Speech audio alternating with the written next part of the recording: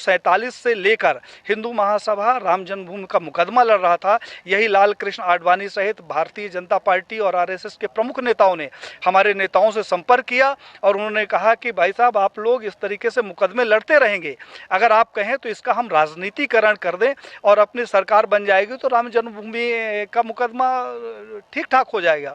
और साहब, हम लोग साइलेंट हो गए, अपनी छाती में इनको बैठाकर पूरे भारत में रथ यात्रा निकाली और उस रथ यात्रा से इकट्ठा हुए 1400 करोड़ रुपए ये लोग डकार गए, जिसका आज हिसाब नहीं है। तो 1400 करोड़ रुपया ये खा गए। हिंदुत्व के नाम पर जो भी प्रखर नेता आगे आता है, कहने के लिए थोड़ा सा बुरी बात है लेकिन कहना जरूरी है, अशोक सिंघल जी को मैंने पत्र लिखा। हमने कहा 1400 करोड़ रुपया जो राम जन्मभूमि का इकट्ठा हुआ कहाँ गया। अशोक सिंघल जी से हमारा बड़ा आत्मिक लगाव था।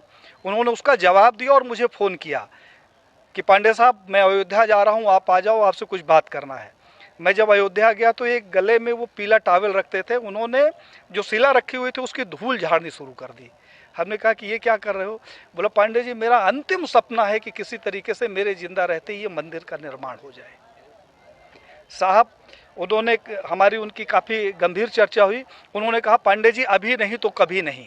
तो हमने कहा, क्या करोगे, आप लड़ तो सकते नहीं। बोले कि अब मोदी है और लड़ूंगा भी और विरोध भी करूंगा।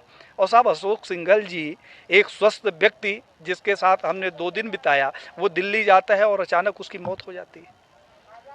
प्रवीण भाई तोगड़िया, जिसके पास जेड कैटेगरी की सुरक्षा हो, जो पेशाब करने बाथरूम में जाता है तो पहले बाथरूम चेक होता है और वो रोड के किनारे लावारिस पड़ा मिले, उसके सिक्योरिटी का पता नहीं और उसका पता नहीं।